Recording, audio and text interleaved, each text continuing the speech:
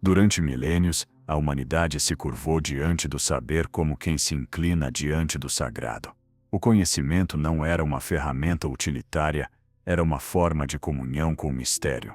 Nos templos de Delfos, os homens viajavam centenas de quilômetros para ouvir o sussurro do oráculo, não porque ele tivesse todas as respostas, mas porque reconheciam a grandeza de não saber. Saber implicava humildade. Era uma experiência espiritual, não uma competição social. No Egito, o escriba era o mediador entre os deuses e os homens. Na Grécia clássica, o filósofo era quase uma figura sacerdotal. Seu dever não era opinar, mas buscar a verdade com uma devoção que beirava a loucura.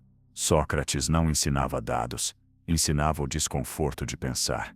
Os sábios da antiguidade viviam para o conhecimento. Os de hoje do conhecimento. Foi aí que começou a fratura, a passagem do saber como caminho de elevação, ao saber como instrumento de poder. Durante a Idade Média, o saber foi sequestrado pelas instituições religiosas. Poucos tinham acesso aos livros e à interpretação do mundo. O povo obedecia. Os clérigos explicavam. O especialista era o mediador entre a ignorância coletiva e a vontade divina. Mas quando o Renascimento irrompeu, esse monopólio se quebrou, o conhecimento tornou-se fogo, e a imprensa, sua centelha. Os eruditos deixaram de servir ao dogma e passaram a servir à curiosidade humana. Pela primeira vez em séculos, pensar tornou-se um ato de liberdade. Entretanto, essa liberdade escondia um risco, a ilusão de saber sem compreender. Quando os livros se multiplicaram, também se multiplicaram as interpretações superficiais. E o mesmo acontece hoje com os algoritmos. Eles democratizam a palavra, mas não a sabedoria. O que a imprensa fez com os textos, as redes sociais fizeram com as ideias, retiraram-lhes a profundidade. O conhecimento deixou de ser uma experiência íntima e tornou-se um espetáculo público. A partir do século XVIII, os sábios iluministas acreditaram que a razão universal emanciparia o homem. No entanto, o século XXI demonstrou o contrário. A razão, difundida sem guia, transformou-se em ruído. Já não há oráculos nem filósofos, mas milhões de emissores competindo por atenção. Nesse novo templo digital, os especialistas são hereges, e os ignorantes, os novos sacerdotes. A parábola é cruel: quanto mais o saber se difunde, mais se banaliza. Os antigos respeitavam o silêncio, porque sabiam que o pensamento nasce da pausa. Hoje, a pausa é castigo. Tudo precisa ser imediato, viral, fácil de digerir. O pensamento profundo foi substituído pela velocidade, e a autoridade do sábio, pela opinião do trending topic. O oráculo de Delfos foi substituído pelo Google. E enquanto o sábio grego dizia, conhece-te a ti mesmo, o algoritmo sussurra, confirma o que já pensas. O primeiro buscava a verdade. O segundo vende certezas. O primeiro te confrontava. O segundo acaricia o teu ego. E assim, lentamente, a humanidade deixou de buscar sabedoria para buscar aprovação. Hoje, a morte do especialista não é um acidente, é uma estratégia cultural. Um sistema que vive da atenção precisa destruir toda forma de autoridade que não seja emocional. O sábio não diverte, não gera cliques, não alimenta dopamina. Por isso, foi expulso do templo. O novo sacerdote é o influenciador. Seu altar a tela, seu credo, a instantaneidade. E nessa nova religião da ignorância, opinar tornou-se mais importante que compreender. A humanidade passou de venerar a sabedoria a desprezá-la. O que antes era uma chama que iluminava o caminho, hoje é um fogo que arde inutilmente no meio do ruído. A morte do especialista começou no dia em que o homem decidiu que era mais confortável ter razão do que buscá-la. A democracia nasceu como uma promessa sublime. A ideia de que todos os homens, independentemente de sua origem, poderiam ter voz no destino comum. Foi um triunfo contra os reis, contra os dogmas e contra o medo.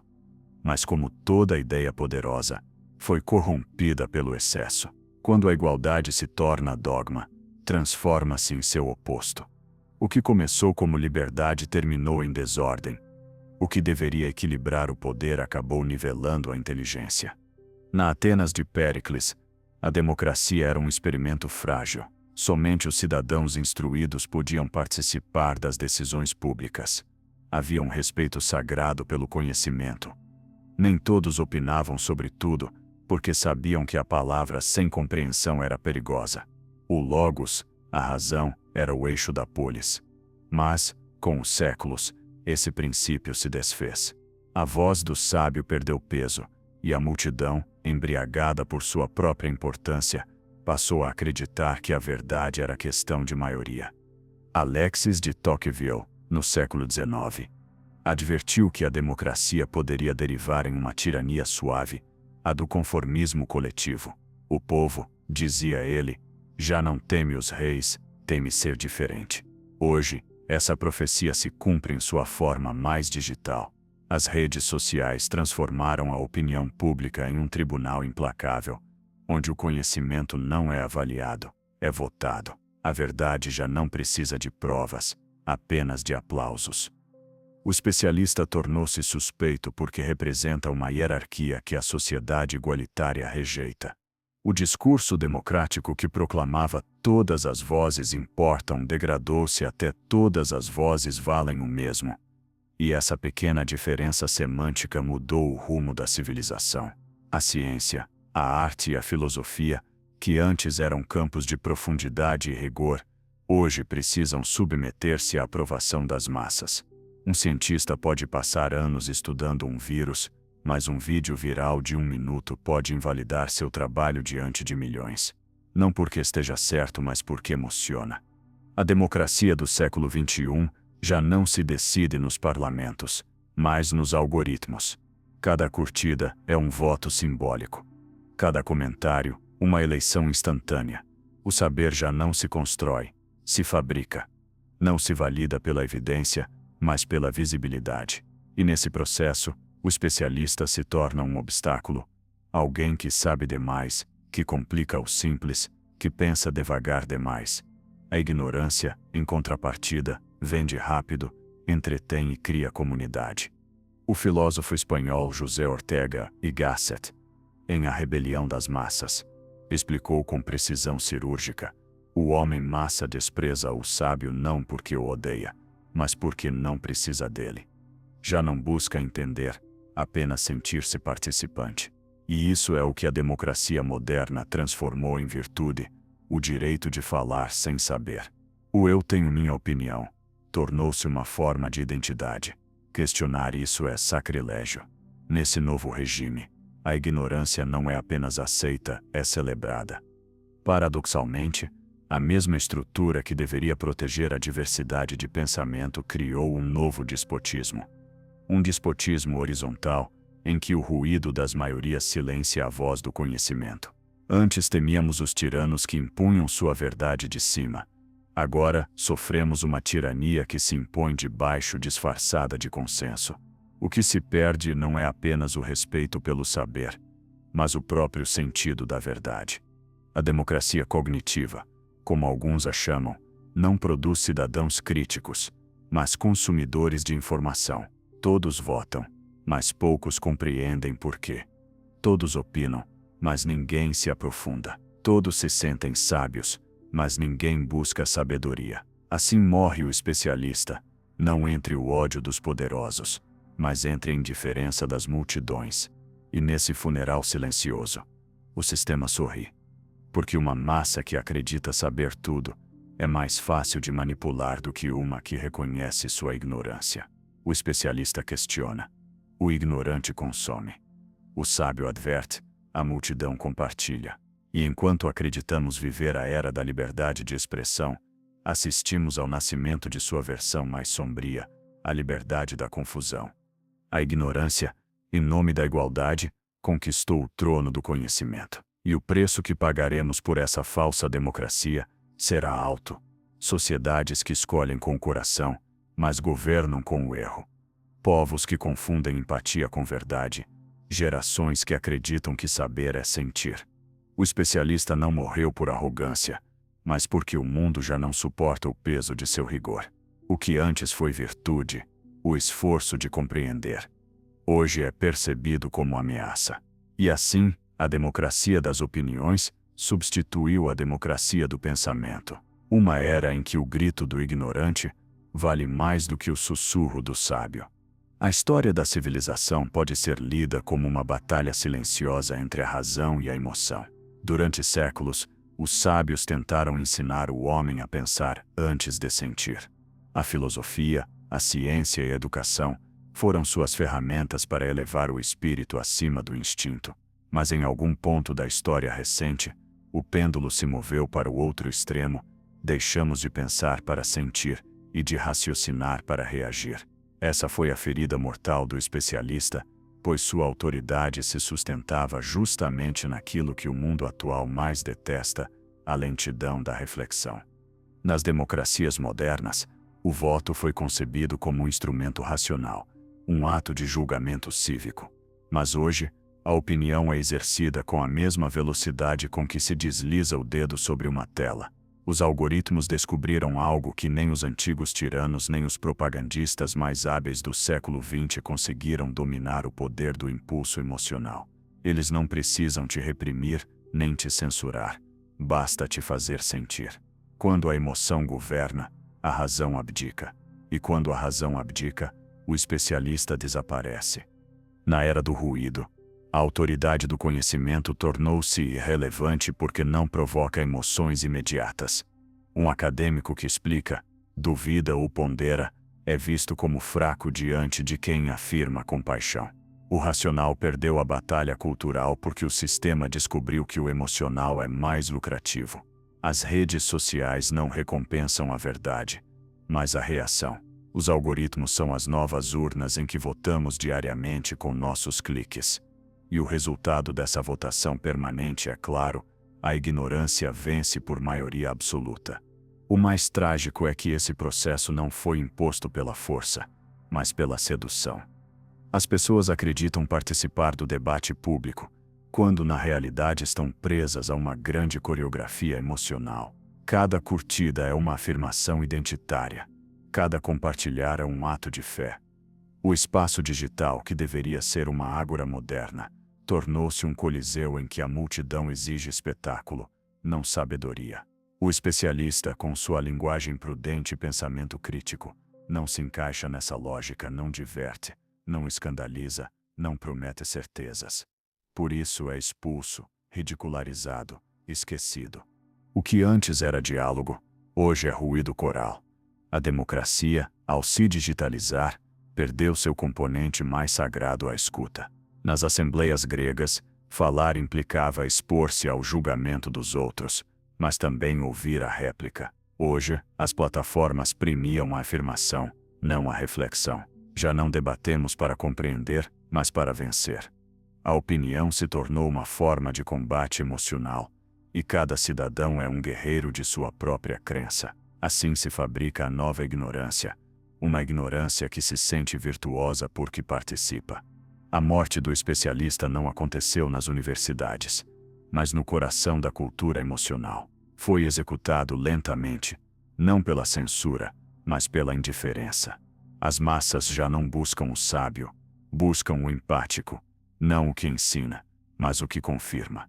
O saber perdeu prestígio porque exige esforço, e o esforço é incompatível com a gratificação imediata que a modernidade digital oferece.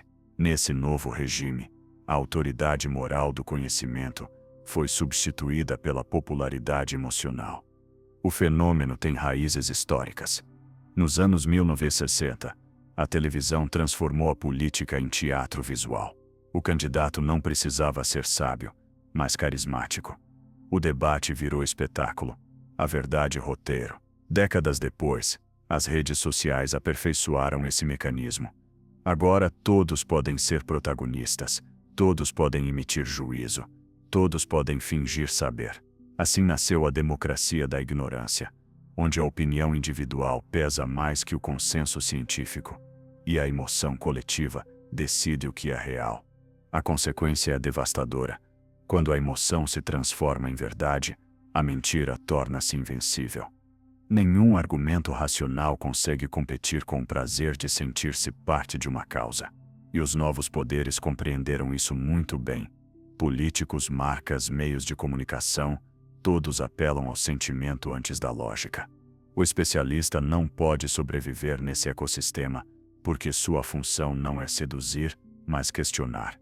E quem questiona hoje interrompe o fluxo emocional do sistema. Por isso, o saber já não tem autoridade moral. Em seu lugar, surgiram figuras que imitam a forma do especialista sem o conteúdo, opinadores, comentaristas, influenciadores.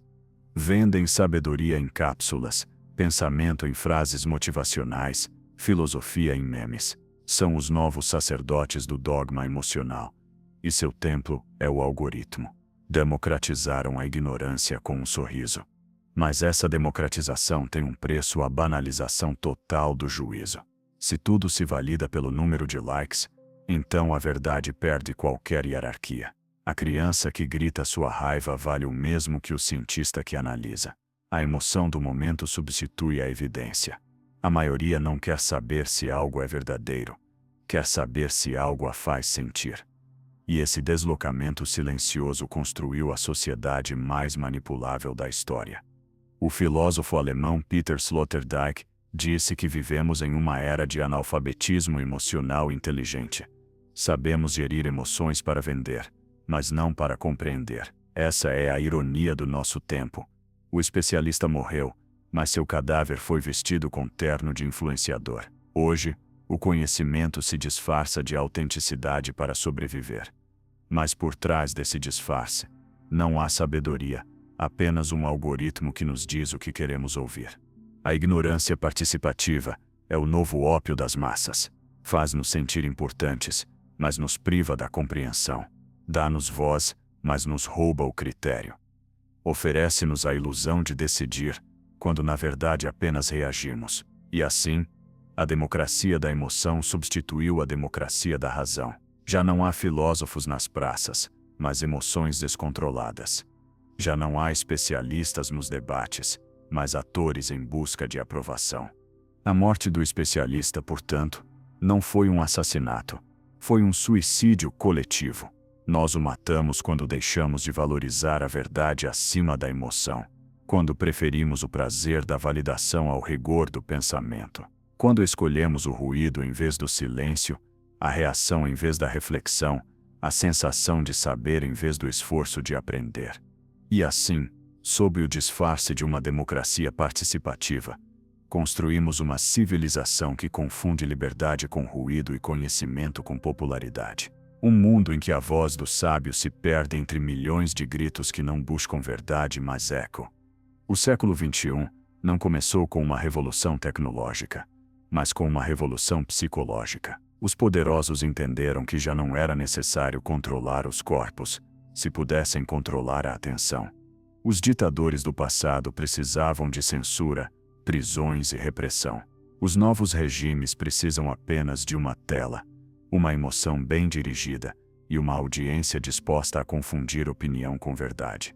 A política, que um dia foi a arte da argumentação, transformou-se em um espetáculo sentimental, onde o grito substitui o raciocínio e a popularidade substitui a evidência.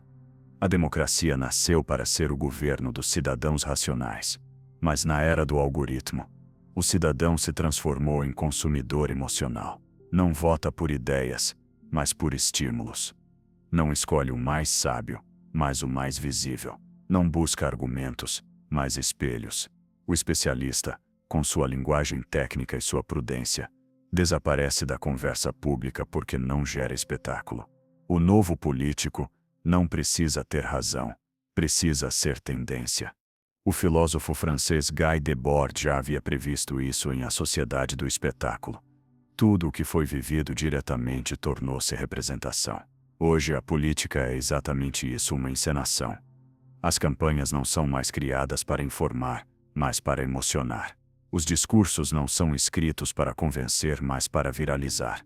O cidadão já não pensa em termos de verdade, mas de pertencimento. E assim, pouco a pouco, a democracia tornou-se teatro.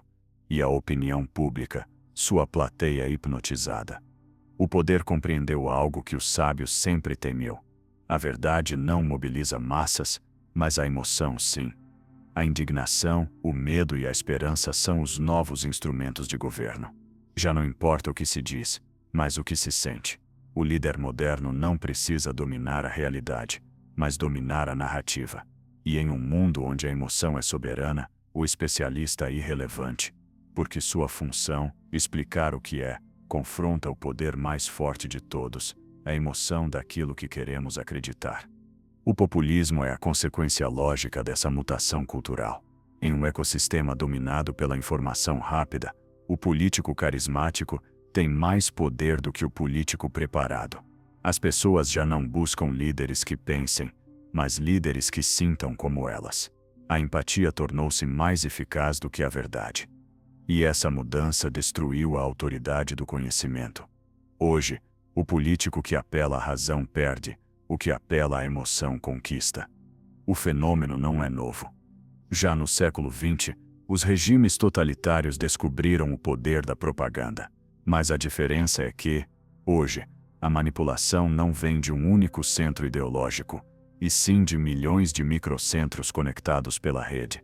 Cada usuário é um propagandista de seu próprio viés. Cada emoção se multiplica em tempo real. A mentira já não precisa de um ministério, tem milhões de voluntários.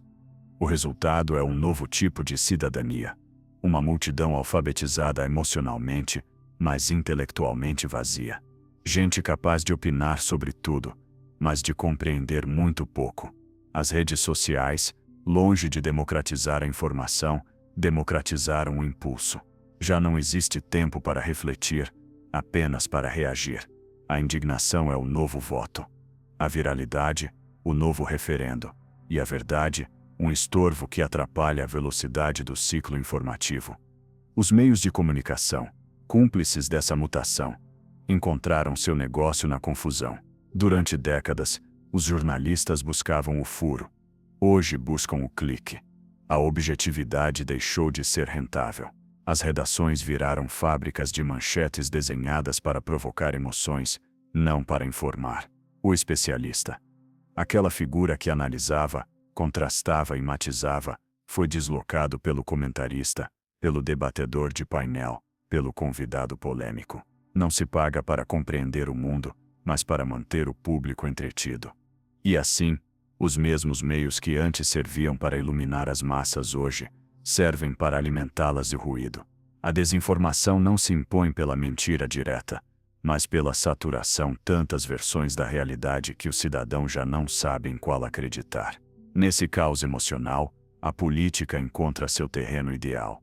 Porque, quando tudo parece incerto, as massas buscam certezas, e o populista as oferece com um sorriso.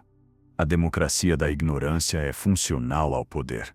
Uma população que sente muito, mas pensa pouco, é fácil de dirigir. O especialista questiona, o cidadão emocional obedece. O sábio duvida, a multidão crê. A reflexão divide, a emoção une. E os líderes modernos aprenderam a explorar essa equação com precisão matemática. Cada discurso, cada campanha, cada escândalo é desenhado não para informar, mas para polarizar. Porque um povo dividido pela emoção jamais se unirá pela razão. O mais perverso dessa dinâmica é que todos participam dela acreditando serem livres. O cidadão indignado que compartilha uma notícia falsa sente que está lutando contra o sistema, quando na realidade está alimentando-o. Cada reação alimenta o algoritmo. Cada clique reforça a máquina de manipulação. A liberdade de expressão, convertida em ruído constante, transforma-se em seu oposto, uma forma de controle por meio da saturação emocional. O especialista, que um dia foi a consciência da sociedade, agora é o vilão do enredo. Sua voz soa arrogante em um mundo que idolatra a espontaneidade. Seu raciocínio parece distante numa cultura que premia a imediatidade, mas seu desaparecimento deixa um vazio que o poder preenche com demagogia. Sem especialistas, as massas acreditam decidir por si mesmas, quando na verdade seguem os impulsos que outros desenham para elas. George Orwell imaginou um mundo em que o Estado controlava o pensamento por meio da censura. Não imaginou que o futuro seria mais elegante, que nos censuraríamos sozinhos em troca de pertencer a uma comunidade emocional. Já não precisamos de um grande irmão que nos vigie. Temos milhões de irmãozinhos que nos validam, nos julgam e nos moldam. A ditadura do pensamento foi substituída pela democracia da emoção. E assim, o sistema político perfeito não é o que controla pelo medo, mas o que governa pelo sentimento. Porque quem controla a emoção, controla a percepção da realidade. E quem controla a percepção já não precisa controlar a verdade. A morte do especialista, nesse contexto, não é uma tragédia isolada. É o sintoma de um mundo que trocou conhecimento por consenso, razão por sensação e verdade por curtida. Vivemos um tempo em que o político populista é o novo filósofo, o tweet viral substitui o ensaio, e o aplauso instantâneo toma o lugar do juízo crítico. O sábio foi expulso da ágora, e em seu lugar ergueu-se um palco. A política já não busca convencer-te de algo, mas fazer-te sentir parte de algo. E enquanto o cidadão aplaude seu protagonismo, não percebe que o roteiro foi escrito por outros. O poder compreendeu a equação final. Um povo emocionado não precisa de especialistas. Precisa apenas de espetáculo. O século XXI não precisou de exércitos para conquistar a mente humana. Não foi necessário um tirano visível, nem um partido único.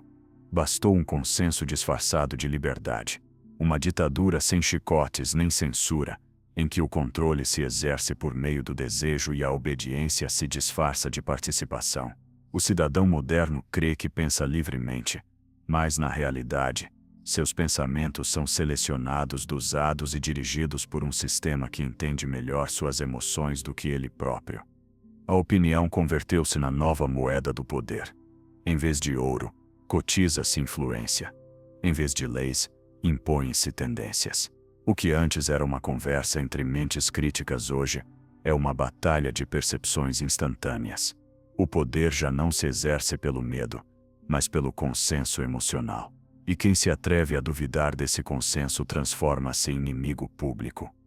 A verdade, nesta nova era, não precisa de provas, precisa de aprovação. Byung-Chul Han advertiu com precisão cirúrgica. O inferno não é a falta de comunicação, mas o excesso dela. Vivemos uma época em que tudo deve ser dito, opinado, mostrado.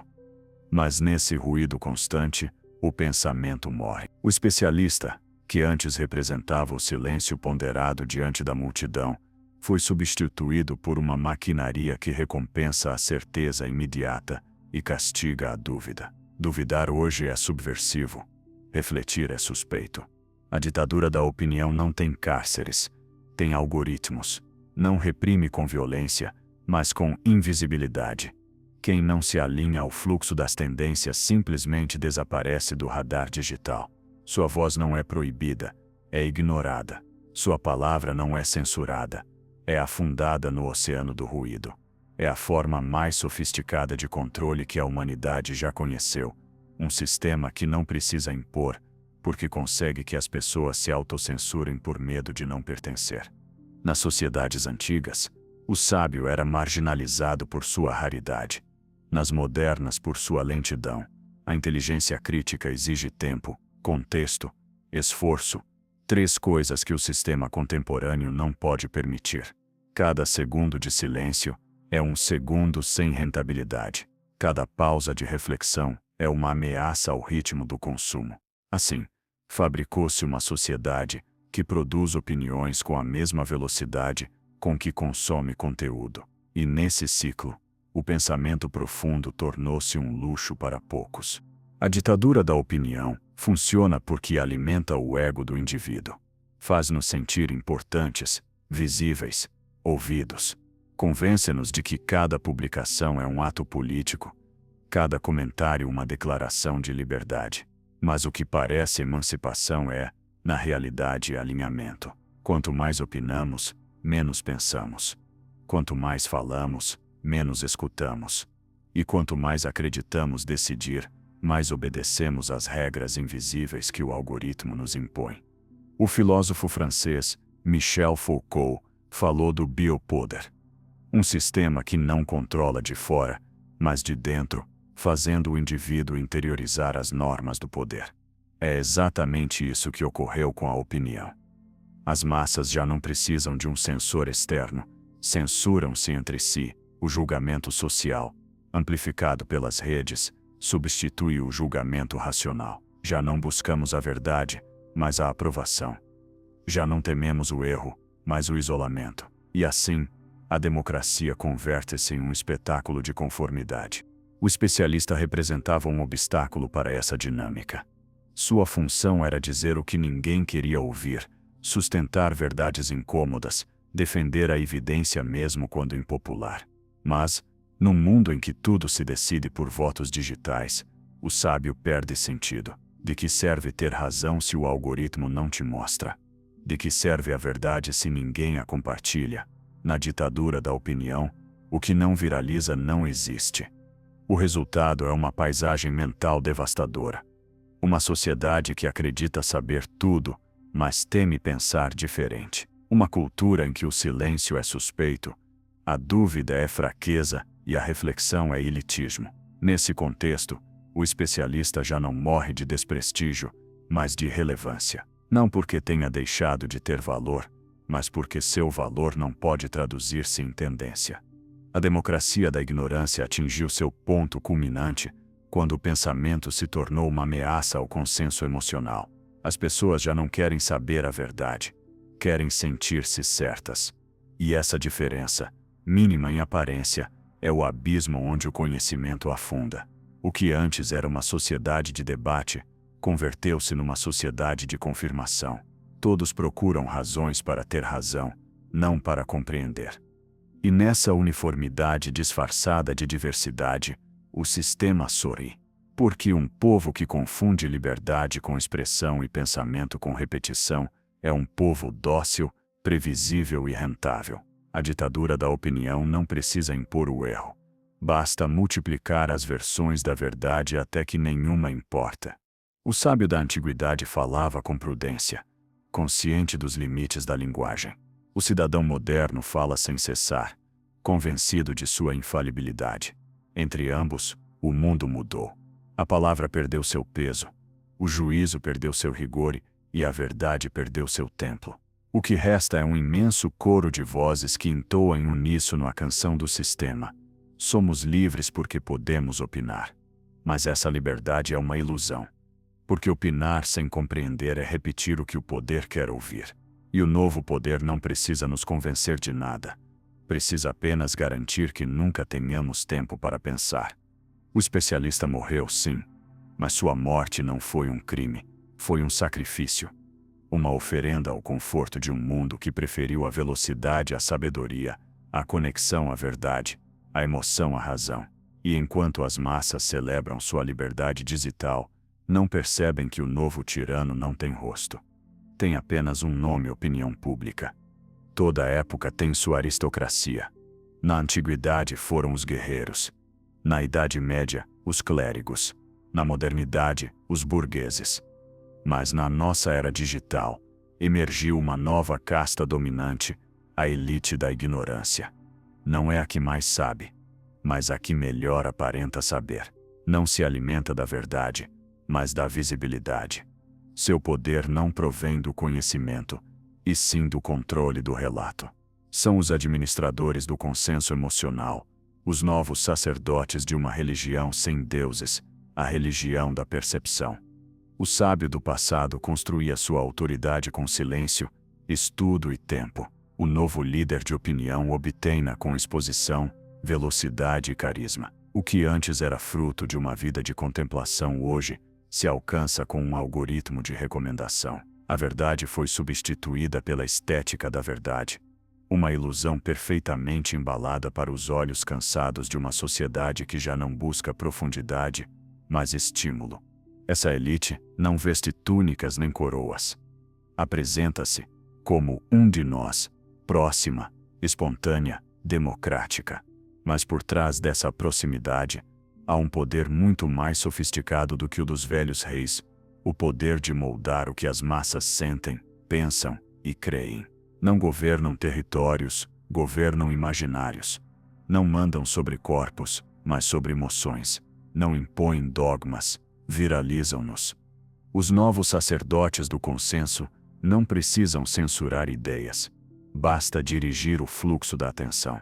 Sabem que quem controla o que as pessoas veem, controla o que as pessoas pensam, governa sem resistência. Sua inteligência não está no conteúdo, mas na forma. Dominam os códigos da emoção, os algoritmos da dependência, as linguagens da pertença. O conhecimento já não é poder, engajamento é que é poder. Nesse novo ordenamento, o verdadeiro especialista é uma figura incômoda. Sua presença revela a farsa. Por isso, deve ser substituído por uma versão superficial de si mesmo, o falso especialista, o tecnocrata da ignorância. Sabe o suficiente para soar crível, mas não o bastante para incomodar. Seu papel não é ensinar, mas manter o equilíbrio emocional do público. Sua função não é iluminar, mas entreter. E o sistema o recompensa com visibilidade, prestígio e poder. Assim se construiu uma hierarquia invertida, em que o ruído tem mais autoridade que o raciocínio. Os meios e as plataformas amplificam quem grita com confiança, não quem pensa com cautela. A dúvida, essência do pensamento científico, é interpretada como fraqueza. A certeza vazia é celebrada como sabedoria. E assim, os verdadeiros sábios são deslocados por atores que interpretam o papel de pensadores, embora seu conhecimento se resuma ao que o algoritmo dita. Essa elite da ignorância não domina apenas a informação, domina o tempo. Decide quais temas se discutem, quanto duram e quando devem desaparecer. Fabricam escândalos como quem produz séries de televisão. Hoje um tema indigna o mundo, amanhã é esquecido. E enquanto a multidão acredita participar de uma conversa global, na realidade segue um roteiro cuidadosamente desenhado para mantê-la distraída. Os antigos filósofos eram perseguidos por desafiar o poder. Os novos especialistas digitais são premiados por servi-lo. Já não há risco em pensar, porque pensar tornou-se irrelevante. As redes recompensam a conformidade com aplausos virtuais e castigam a dissidência com silêncio. O que antes era censura explícita hoje é autoexclusão. O cidadão prefere não dizer o que pensa por medo de perder seu lugar na comunidade emocional. Essa é a vitória mais refinada do sistema, conseguir que o indivíduo renuncie voluntariamente à verdade para conservar sua pertença. A elite da ignorância não precisa ser culta, precisa ser convincente. Não precisa estudar, precisa influenciar. Não precisa oferecer sabedoria, basta oferecer certezas imediatas. A autoridade já não emana do mérito, mas do carisma. E, num mundo saturado de informação, o carisma é a moeda mais escassa. Mas essa elite também é prisioneira de seu próprio mecanismo. Vive do aplauso que a sustenta. Não pode calar, porque o silêncio a torna invisível. Não pode corrigir-se, porque a retificação destrói a ilusão de infalibilidade. Não pode aprender, porque aprender implica humildade. E na economia do ego digital, a humildade é ruína. São sacerdotes de uma fé que precisam pregar todos os dias, ainda que não acreditem nela. O resultado é uma civilização presa num ciclo de superficialidade. Os falsos especialistas falam sem compreender. As massas creem sem verificar. Os políticos decidem sem saber. É um teatro perfeito. Uma coreografia de aparências em que todos desempenham seu papel e ninguém ousa interromper a música.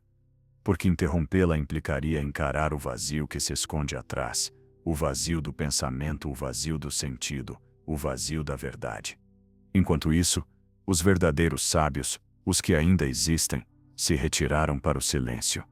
Não porque tenham sido derrotados, mas porque entenderam que o ruído não se debate, apenas se espera que se esgote. Como os monges da Idade Sombria que guardaram manuscritos quando o império colapsava, os pensadores contemporâneos resistem nas sombras, à espera de que a humanidade volte a sentir fome de verdade. Porque a elite da ignorância não pode sustentar-se para sempre. Seu poder depende do cansaço dos outros, de uma atenção que um dia se esgotará. E quando isso acontecer, quando a multidão começar a suspeitar que a emoção não basta, que o ruído não alimenta, que a certeza sem compreensão é uma jaula, então talvez o especialista renasça. O fogo do conhecimento nunca morre, apenas se oculta sob as cinzas. Mas para que volte a arder, a humanidade terá de atravessar uma purificação, reconhecer que confundiu liberdade com ruído, igualdade com mediocridade e democracia com espetáculo. Só então poderemos reconstruir um mundo em que o sábio volte a ter lugar, não como autoridade opressiva, mas como guia em meio ao deserto do ruído. Até que esse dia chegue, a elite da ignorância seguirá governando com um sorriso. Não precisam de armas nem de dogmas. Basta-lhes um público que aplauda. Durante séculos, a arte e a educação foram os dois pilares que mantinham viva a consciência crítica da humanidade. A primeira nos ensinava a sentir com profundidade, a segunda, a pensar com rigor. Mas hoje ambas foram esvaziadas de sentido e convertidas em espetáculos. O que um dia foi alimento da alma, agora é conteúdo. O que antes despertava consciência, hoje apenas busca atenção. A elite da ignorância entendeu que, para manter uma sociedade adormecida, não basta censurá-la, é preciso entretê-la. A educação moderna já não forma mentes pensantes, mas consumidores de informação. Seu objetivo não é cultivar critério, mas produzir obediência adaptativa. As salas de aula tornaram-se fábricas de conformismo, onde a criatividade se disfarça de inovação e o pensamento crítico de rebeldia domesticada. O professor já não ensina a duvidar, e sim a memorizar. O estudante já não busca compreender, mas passar de ano. A escola tornou-se um espelho do sistema, premia quem repete, castiga quem questiona.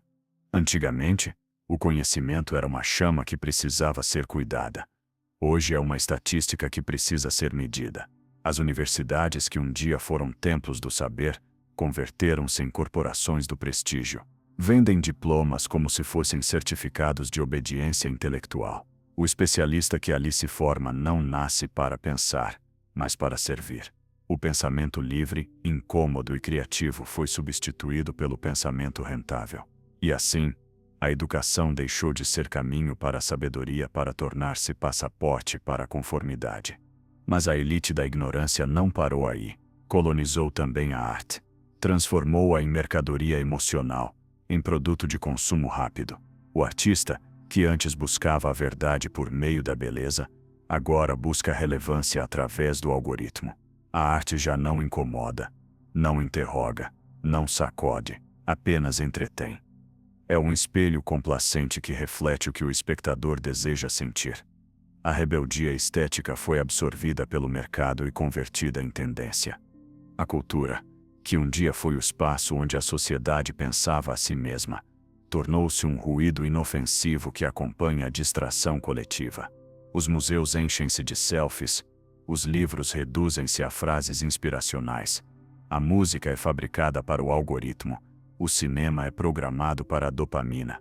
A arte deixou de ser uma busca de significado para converter-se em anestesia emocional. Vivemos uma era em que sensibilidade se confunde com viralidade. E assim, lentamente, a arte, a educação e a cultura, os antigos guardiões da consciência, transformaram-se nos principais mecanismos de controle da nova ordem. Não porque reprimam, mas porque adormecem. Não porque proíbam, mas porque distraem. Não porque mintam, mas porque impedem que pensemos. A elite da ignorância não precisa destruir a cultura, basta esvaziá-la de significado. O filósofo Theodor Adorno, no século XX, previu com precisão a indústria cultural transformaria a consciência em mercadoria. O entretenimento é a continuação do trabalho sob o capitalismo tardio, escreveu. Hoje, essa profecia é realidade total. Até o ócio tornou-se produtivo. Mede-se, monetiza-se, converte-se em dados. Descansar já não é desconectar. É participar de outro circuito de consumo. Enquanto isso, a ideia de pensar tornou-se quase suspeita. Num mundo em que a imediatidade é virtude, a reflexão parece um ato antissocial. Os especialistas, os artistas, Os professores que se atrevem a aprofundar são vistos como lentos, antiquados ou elitistas. A cultura contemporânea celebra a rapidez, a emotividade e a espontaneidade. Mas essas três virtudes, combinadas, destroem a própria possibilidade do pensamento profundo. O resultado é um novo tipo de ignorância. Uma ignorância ilustrada, sofisticada, esteticamente apresentada. Sabemos de tudo, mas não compreendemos nada. Lemos citações sem contexto, consumimos obras sem interpretação, repetimos conceitos sem digestão intelectual. É a ilusão do conhecimento sem o peso do esforço. A elite da ignorância conseguiu fazer a superficialidade parecer sabedoria. Na escola, a autoridade do professor foi substituída pelo algoritmo educativo. Na arte, a autoridade da obra foi trocada pela reação do público. Na cultura, a autoridade da verdade cedeu lugar ao consenso emocional. Tudo que antes exigia esforço agora se mede por impacto. O que não gera atenção não existe. O que não entretém não sobrevive. E o mais irônico é que esse processo se apresenta como liberdade. Cada um pode aprender o que quiser, dizem-nos, criar o que desejar, expressar-se como bem entender. Mas essa aparente diversidade é uma ilusão cuidadosamente desenhada. A educação, a arte e a cultura já não se diferenciam. Todas servem ao mesmo propósito de manter o indivíduo ocupado, porém vazio, conectado, porém confuso, informado, porém sem direção. O pensador polonês Zygmunt Bauman chamou esse fenômeno de modernidade líquida. Tudo se move, nada permanece. A educação líquida não deixa raízes. A arte líquida não deixa marcas. A cultura líquida não deixa memória. Nesse fluxo constante, a elite da ignorância reina sem oposição, porque um povo sem memória e sem critério não pode rebelar-se. O conhecimento, como o fogo, precisa de tempo para arder, mas a civilização do clique substituiu-o por fagulhas que iluminam por um segundo e depois desaparecem. A educação já não forma almas, forma algoritmos humanos. A arte já não revela verdades, fabrica estímulos. A cultura já não eleva, entretém.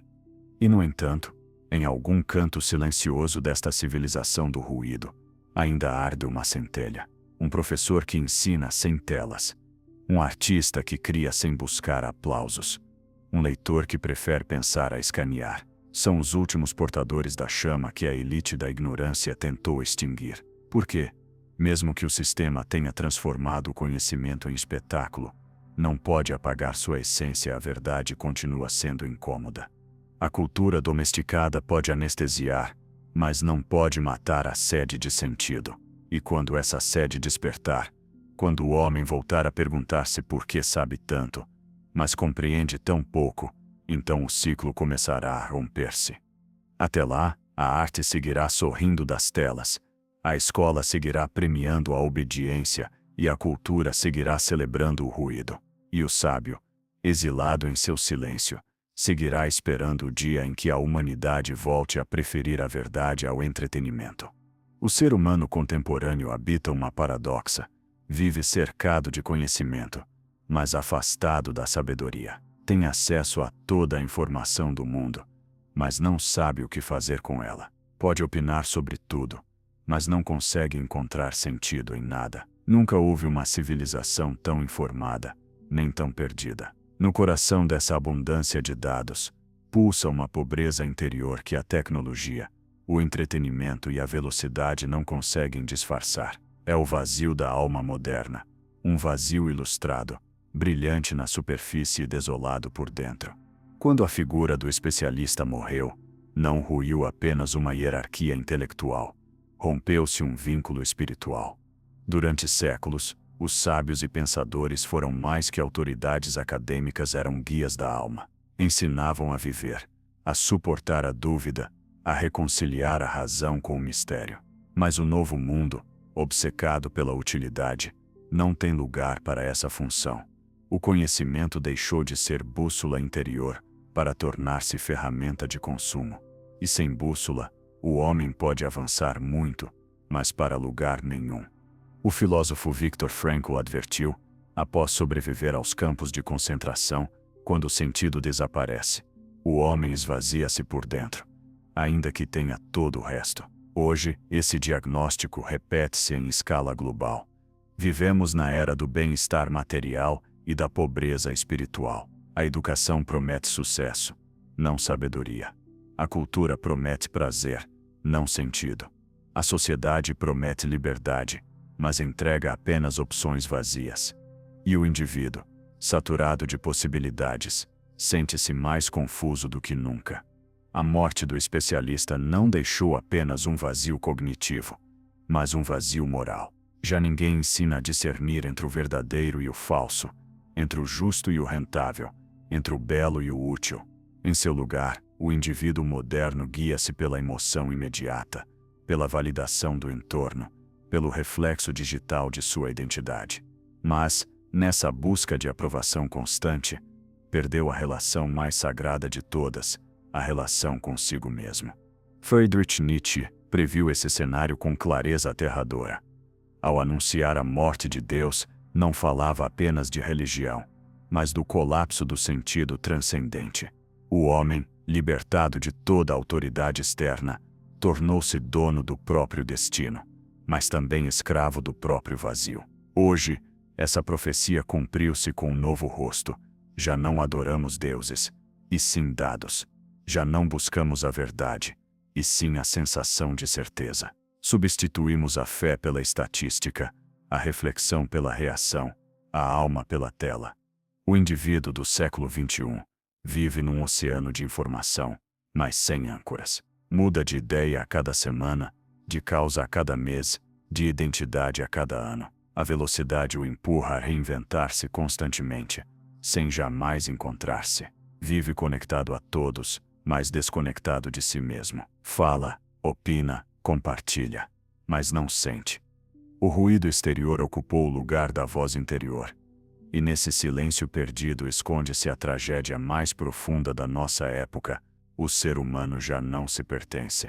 Carl Jung, o grande psicólogo da alma, dizia que o homem moderno sofre porque perdeu o contato com suas raízes simbólicas. Sem uma estrutura interior, qualquer estímulo o arrasta. A sabedoria antiga, a filosofia, a religião, a arte, oferecia ao indivíduo um eixo, um centro a partir do qual interpretar a vida. Mas na era da informação total, esse centro foi substituído por um fluxo interminável de estímulos. Já não vivemos, reagimos. Já não pensamos, processamos. Já não sentimos, interpretamos. E no entanto, por trás dessa fadiga da alma, há um anseio que resiste. Um desejo silencioso de voltar à verdade, de reencontrar a profundidade perdida. É o eco do humano que não pode ser suprimido, nem pelo algoritmo, nem pela ideologia.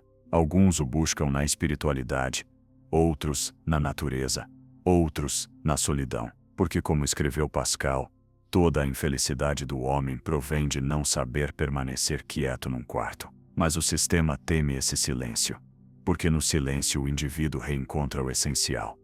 A morte do especialista não foi apenas um fenômeno acadêmico ou cultural, foi uma amputação simbólica. Sem sábios, a humanidade perdeu seus faróis. Sem mestres, perdeu direção. Sem critério, perdeu sentido. A democracia da ignorância prometeu-nos igualdade, mas entregou orfandade. Agora todos somos livres para opinar, mas ninguém se sente livre para compreender. E é essa liberdade vazia que nos mantém em movimento perpétuo, correndo para lugar nenhum, buscando nos outros a certeza que perdemos em nós mesmos. O vazio moderno não é a ausência de informação, é a ausência de significado. E esse vazio é preenchido com ruído, consumo e distração. O sistema sabe disso, e por isso oferece 1000 maneiras de escapar do silêncio. Cada notificação é um sedativo, cada novidade uma dose de esquecimento. Mas por mais estímulos que receba, a alma continua sedenta de verdade.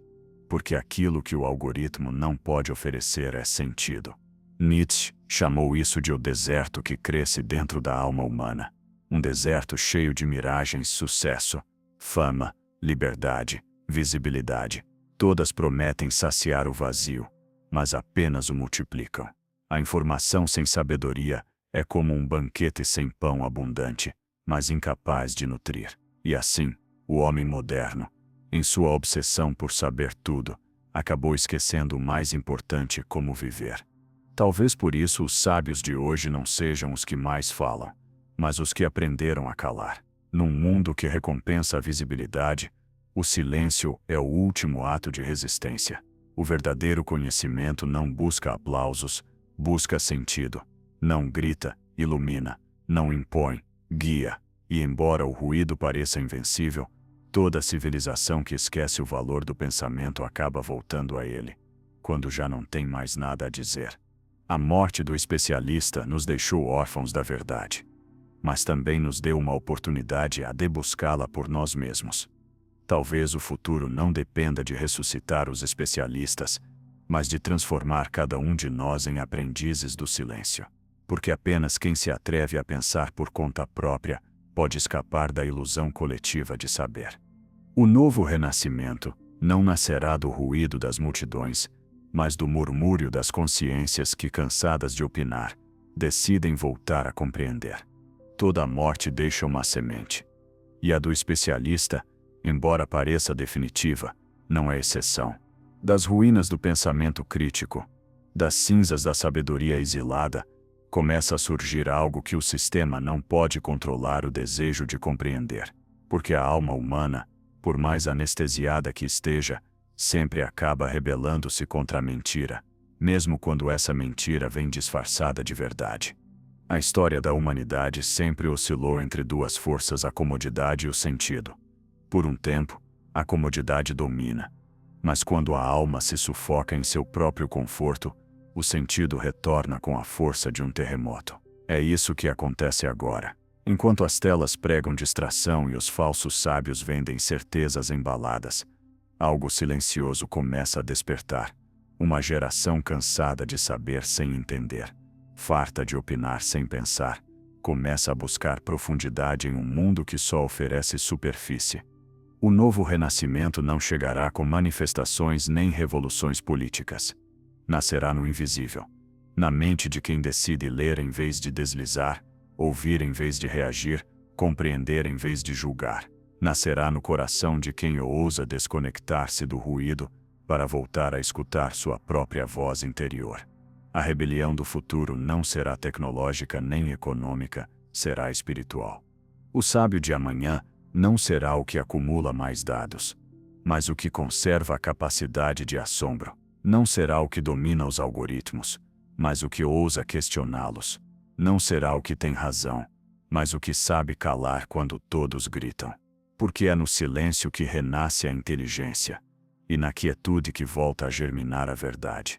O filósofo Martin Heidegger dizia que o maior perigo do mundo moderno não era a tecnologia, mas o esquecimento do ser, essa desconexão profunda com o essencial. E é exatamente isso que o especialista simbolizava antes de morrer: a busca do sentido acima da utilidade. Hoje, sua figura renasce, não como autoridade, mas como testemunho. O verdadeiro especialista do futuro será aquele que aprendeu a pensar sem precisar ser ouvido, que busca a verdade mesmo quando não é lucrativa, que preserva a lucidez em meio ao caos digital. Porque chegará um ponto, inevitável e necessário, em que a saturação do ruído colapsará sobre si mesma. As pessoas se cansarão do vazio disfarçado de liberdade. O algoritmo perderá o encanto. As redes se tornarão transparentes em sua manipulação. E então, nesse silêncio que segue o colapso, o pensamento voltará a ter valor. A palavra voltará a ter peso. A sabedoria voltará a ter sentido. A verdadeira democracia do conhecimento não será a do ruído, mas a do discernimento. Não a do consenso, mas a da consciência. Não a da igualdade na ignorância, mas a da elevação na verdade. Essa será a revolução mais difícil, porque exigirá aquilo que o mundo esqueceu: humildade. O reconhecimento de que não sabemos tudo, de que precisamos aprender, de que compreender é um ato de amor pela existência. O homem que conseguir reconciliar-se com sua ignorância será o novo sábio. Porque só quem aceita não saber pode começar a conhecer. Só quem duvida pode descobrir. Só quem cala pode escutar. E só quem escuta pode compreender. O futuro pertencerá àqueles que se atrevem a sair do ruído para recuperar a profundidade. Nietzsche sonhava com o nascimento do Übermensch, o homem que supera suas próprias correntes morais.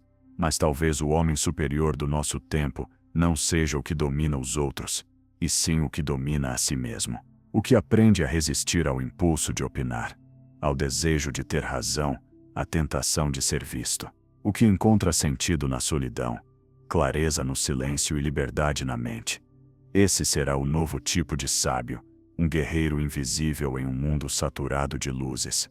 Porque, em última instância, a batalha pelo conhecimento não é externa, é interior. O verdadeiro campo de guerra está dentro de cada consciência. E toda vez que alguém escolhe pensar por si mesmo, interrompe o algoritmo. Toda vez que alguém escolhe ler um livro em vez de consumir conteúdo, enfraquece a engrenagem. Toda vez que alguém decide guardar silêncio diante da multidão, renasce uma centelha do antigo fogo do saber. O sistema teme uma mente que pensa, mas treme diante de uma que compreende. Porque compreender é ver o que os outros não veem.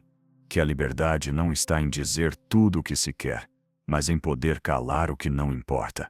Que a sabedoria não está em acumular respostas, mas em sustentar perguntas. Que o conhecimento não está na informação, mas na consciência. Assim, a morte do especialista não será o fim da história do conhecimento, mas o início de sua ressurreição. E embora o mundo tenha reduzido a cinzas, sempre haverá uma centelha sobrevivendo na alma de quem se recusa a viver anestesiado. Essa centelha pode ser uma ideia, um livro, um silêncio, um olhar que compreende. Dela renascerá o pensamento. Como a fênix que surge das ruínas de sua própria combustão. E quando a humanidade voltar a sentir fome de verdade, o especialista também voltará, não como mestre distante, mas como reflexo do melhor que podemos ser seres pensantes, livres e conscientes. Há um momento em toda a civilização em que o ruído se confunde com a realidade. As vozes se multiplicam, as mensagens se cruzam, as certezas se fragmentam, e quando já ninguém consegue distinguir o verdadeiro do verossímil, surge uma nova forma de escuridão, a sociedade do eco, um mundo em que cada indivíduo vive preso à repetição de sua própria voz. Durante séculos, a verdade foi uma conquista. Os filósofos gregos a chamavam de aletheia, aquilo que se revela. Exigir a verdade era um ato de coragem. Mas hoje, a verdade já não se revela, fabrica-se. Já não se busca, ajusta-se. A sociedade do eco substituiu o pensamento crítico por um reflexo automático. Já não perguntamos se algo é verdadeiro, mas se confirma o que acreditamos. A informação deixou de ser um meio para conhecer o mundo e tornou-se um espelho que apenas reflete nossas convicções. O especialista, esse mediador entre a evidência e a opinião, tornou-se inútil nesse ecossistema. As pessoas não precisam dele para saber, mas para justificar-se. E como o especialista incomoda ao impor limites, a sociedade do eco o silenciou. Prefere um mundo de consensos instantâneos, em que toda ideia é validada se ressoa com a emoção coletiva. O perigoso não é que a mentira vença, mas que ninguém a reconheça. Jean Baudrillard descreveu isso com lucidez profética. Vivemos na era do simulacro, em que as imagens substituem a realidade e os símbolos perdem toda a referência. Não há fatos, apenas interpretações amplificadas. A sociedade do eco transforma cada palavra numa reverberação infinita. Ninguém ouve para compreender, todos ouvem para responder. E quando todos falam o silêncio, esse que a verdade precisa para florescer, desaparece. O resultado é uma civilização que se autopropaga sem saber para onde vai. As redes são seus templos, os algoritmos seus sacerdotes, a validação sua religião. Nesse culto, a verdade foi expulsa porque não é rentável. As massas já não precisam compreender, apenas identificar-se. E assim, a ignorância veste-se de identidade. A emoção disfarça-se de moral, e a pertença substitui o pensamento. Na sociedade do eco, cada mente é um quarto fechado de espelhos. Tudo rebate, nada penetra. O que antes era diálogo agora é repetição amplificada. O que antes era reflexão, hoje é ruído. E quanto mais a multidão grita, mais profundo se torna o vazio que tenta esconder. A morte do especialista alcançou aqui sua expressão máxima. Não foi apenas expulso do discurso público, mas do desejo humano de aprender. Já ninguém quer ser ensinado. Todos querem ser confirmados. Aprender implica reconhecer a ignorância. E reconhecê-la hoje é um ato de vergonha. Por isso, as massas se refugiam na ilusão do saber instantâneo. Preferem ter razão a descobri-la. O pensamento crítico não pode sobreviver nesse ambiente, porque o eco distorce tudo. Cada ideia, antes de amadurecer, é triturada pela necessidade de aprovação. Cada dúvida, antes de crescer, é ridicularizada. Cada verdade, antes de consolidar-se, é afogada por 1000 versões superficiais. E assim, o conhecimento transforma-se em ruído branco onipresente, mas vazio. O especialista, outrora guardião da verdade, foi substituído pelo opinador permanente, esse novo profeta que fala de tudo sem aprofundar em nada. Seus sermões são transmitidos ao vivo, seus dogmas mudam conforme o algoritmo. Já não é preciso estudo nem reflexão, basta carisma. Na sociedade do eco, a verdade é o que soa melhor, não o que resiste ao exame da razão. Mas o eco tem um preço. Quanto mais se repete uma mentira, mais frágil se torna a alma coletiva. Porque o eco não mata apenas a verdade, mata a possibilidade de escutar o que não queremos ouvir. E sem essa confrontação, o pensamento deixa de evoluir. A humanidade entra numa nova Idade Média, não por falta de informação, mas por excesso de espelhos.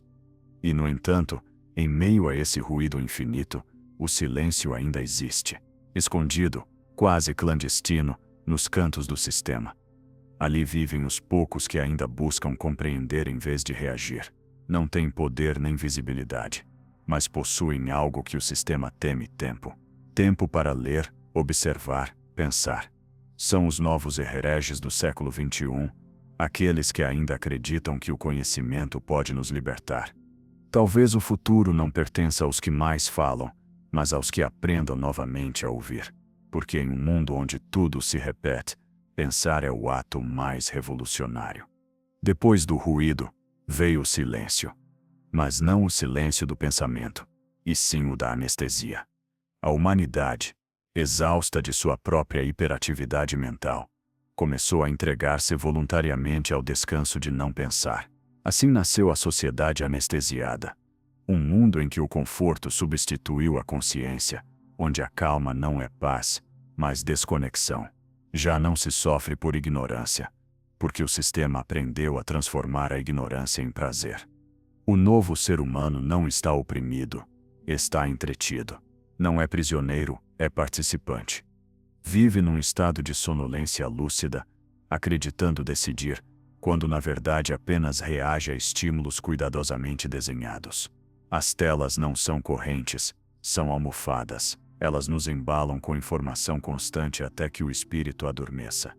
E assim, o pensamento, que antes era uma chama incômoda, tornou-se uma brasa fraca, quase imperceptível sob o peso do conforto. Byung-Chul Han descreve isso como o inferno do igual, uma civilização onde a diferença foi eliminada, onde tudo soa igual, sente igual, pensa igual. O excesso de positividade destruiu a crítica. A emoção contínua anulou a profundidade. Vivemos num mundo que não permite a dor, o conflito ou a contradição, os três motores do pensamento. O sofrimento que antes nos obrigava a buscar sentido, foi substituído pela distração, e nesse alívio permanente, a mente se apaga sem perceber. As sociedades do passado temiam o tirano. As atuais temem o tédio. E para evitá-lo, aceitam qualquer forma de vigilância, qualquer perda de autonomia, desde que venha acompanhada de entretenimento. Esse é o pacto moderno. Entregamos liberdade em troca de conforto, O pensamento crítico não foi proibido, foi desestimulado. Não se pune quem duvida, ignora-se. Não se cala quem pensa, cerca-se de ruído. O especialista, neste novo ordenamento, já não é uma ameaça, mas uma figura ridícula. Fala de ética num mundo que só quer resultados. Fala de verdade numa cultura que só quer dopamina. A sabedoria é vista como lentidão, a profundidade como complicação. O imediato tornou-se o novo dogma. A sociedade anestesiada já não busca compreender o mundo, apenas sentir-se bem nele, mesmo que ele esteja desmoronando. A anestesia coletiva não atua apenas sobre a mente, mas sobre a emoção moral. A indignação digital, que antes parecia sinal de consciência, converteu-se num reflexo programado.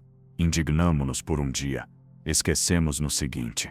Cada escândalo substitui o anterior com precisão cirúrgica. É uma indignação sem consequência, desenhada para nos dar a ilusão de participação. A moral virou entretenimento. E o resultado é um cidadão que se sente engajado sem ter mudado nada. O filósofo italiano Pier Paolo Pasolini previu isso nos anos 70. O novo fascismo não será militar, será consumista. E tinha razão. Não precisa de campos nem de censura, precisa de desejo. O novo poder não impõe proibições, oferece infinitas escolhas irrelevantes. Faz-nos sentir livres, porque podemos escolher a cor das correntes que nos prendem. O especialista, que antes nos alertava sobre essas armadilhas, foi substituído pelo publicitário, pelo coach, pelo influencer. O sábio antigo ensinava a dominar os impulsos. O moderno ensina a explorá-los. O pensamento, para sobreviver, precisa de atrito. Mas o mundo atual eliminou toda a resistência. Os aplicativos pensam por nós. As plataformas decidem o que veremos. Os algoritmos antecipam o que desejaremos. Vivemos num presente contínuo, sem memória nem futuro. Nada dói, mas nada transforma. Nada falta, mas nada preenche. Somos livres de toda a responsabilidade. O mais inquietante é que essa anestesia não produz infelicidade. Produz conformismo. O cidadão comum não sente opressão, sente bem-estar. E é isso que a torna invencível. Um povo adormecido não se rebela, porque não sente o vazio. Disfarça-o com ocupação constante. A distração converteu-se na nova forma de obediência.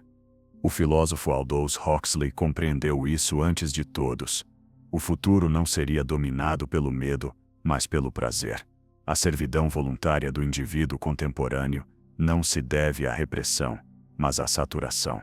O sistema não nos priva da liberdade, nos afoga em opções. Não nos obriga a calar, ensina-nos a falar sem dizer nada. Não nos proíbe pensar, convence-nos de que pensar é desnecessário. Na sociedade anestesiada, o saber tornou-se um luxo inútil. A busca pela verdade já não é uma necessidade, mas um capricho intelectual. Quem ainda pensa, parece deslocado. Quem questiona, parece doente. E, no entanto, por trás dessa calma sintética, a angústia volta a despertar, porque a alma humana não pode ser dopada eternamente. Cedo ou tarde, o vazio que o entretenimento não preenche exigirá sentido. A humanidade está aprendendo uma lição silenciosa. O conforto perpétuo não é felicidade, é esquecimento. Não se trata de viver melhor, mas de não sentir. Mas uma sociedade que elimina a dor elimina também a possibilidade de crescimento. O pensamento crítico, como um músculo, atrofia quando não é usado. E hoje, a espécie que um dia desafiou os deuses em busca do conhecimento contenta-se em tocar telas. Mesmo assim, o pensamento não morre. Apenas espera. Espera nas margens, nas mentes que ainda resistem à anestesia, nos leitores que ainda se incomodam com a mentira, naqueles que ainda preferem a solidão do entendimento ao conforto da ignorância. Porque cada mente que desperta quebra um fragmento dessa hipnose coletiva. A morte do especialista foi o início do sono. Mas todo sono, por mais profundo, termina quando alguém decide abrir os olhos. E o despertar não será massivo nem repentino. Será individual, silencioso, persistente. Porque a sabedoria não grita, sussurra. E em meio ao ruído anestésico do mundo moderno, quem conseguir ouvir esse sussurro terá encontrado o primeiro ato de liberdade real. Toda a escuridão, por mais densa que pareça, termina revelando frestas por onde entra a luz. A sociedade anestesiada, tão eficiente em dominar a alma, começou a mostrar rachaduras. Entre tanto ruído, começaram a ouvir-se murmúrios. Entre tanto conforto, surgiram os primeiros inconformados. Entre tanta informação vazia, levantaram-se os que queriam compreender. Assim começa todo o renascimento com um incômodo, com uma sensação profunda de que algo não se encaixa, de que o que nos vendem como liberdade tem cheiro de jaula. O despertar cognitivo não nasce nas massas, mas nas margens. Não nasce dos grandes discursos, mas dos silêncios individuais. É a história que se repete desde Sócrates até hoje. Quando a mentira se torna norma, pensar vira um ato revolucionário. Os primeiros a despertar não são os mais informados, mas os mais sensíveis ao vazio. São os que descobrem que a distração não elimina a dor, apenas a adia. Que o entretenimento não liberta, apenas adormece. Que o conforto não é bem-estar, é renúncia. E quando esse vazio começa a doer mais do que a ilusão que o encobre, o pensamento volta a acender-se. Essa nova rebelião não tem líderes, bandeiras nem manifestos. Propaga-se como uma corrente subterrânea, invisível ao sistema porque não busca enfrentá-lo, evita-o. Cada pessoa que escolhe ler um livro em vez de olhar uma tela, cada mente que decide observar antes de reagir, cada alma que volta a valorizar o silêncio, torna-se parte desse movimento silencioso. É uma resistência que não marcha, medita. Não grita, compreende. As civilizações antigas falavam do retorno do espírito, quando o conhecimento caía em decadência.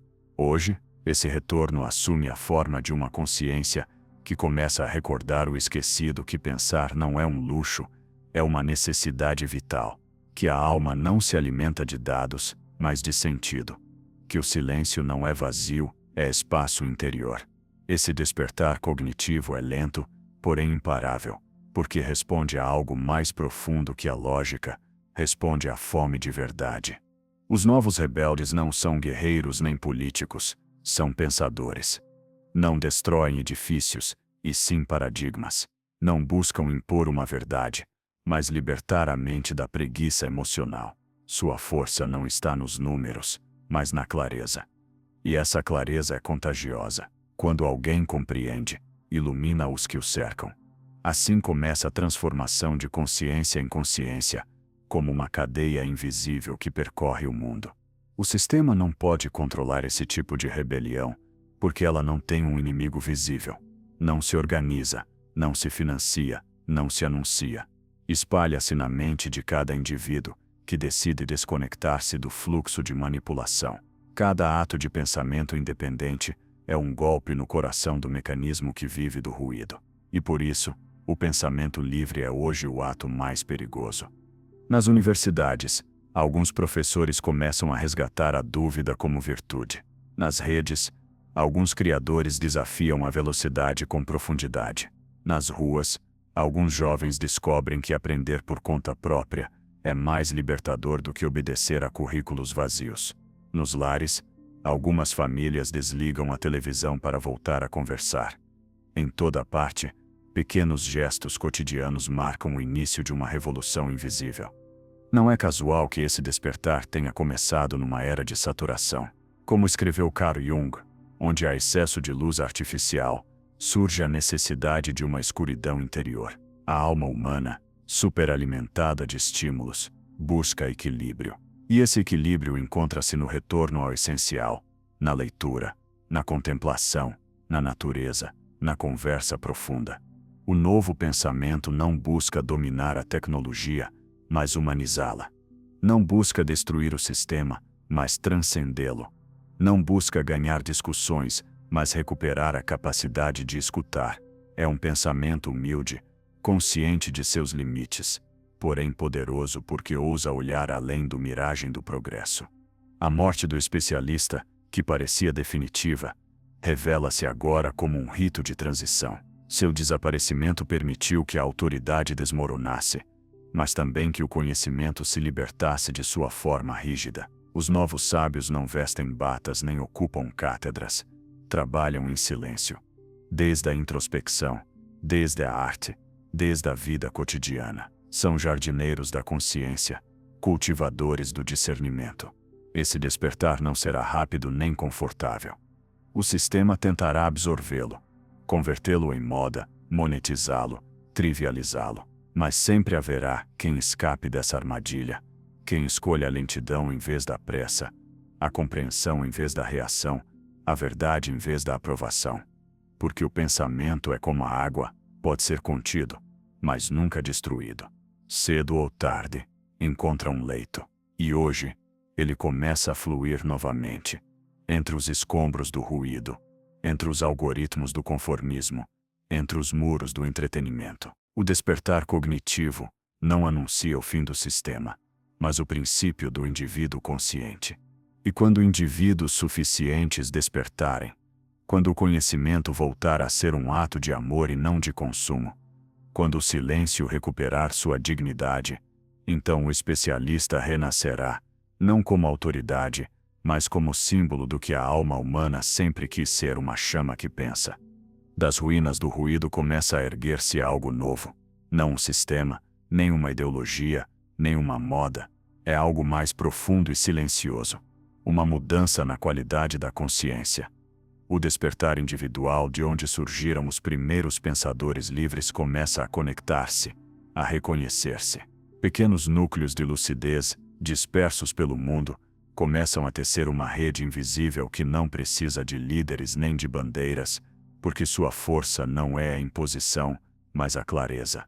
Assim nasce a sociedade do discernimento, uma civilização em formação que entende que o conhecimento não é poder sobre os outros, mas liberdade interior diante do engano.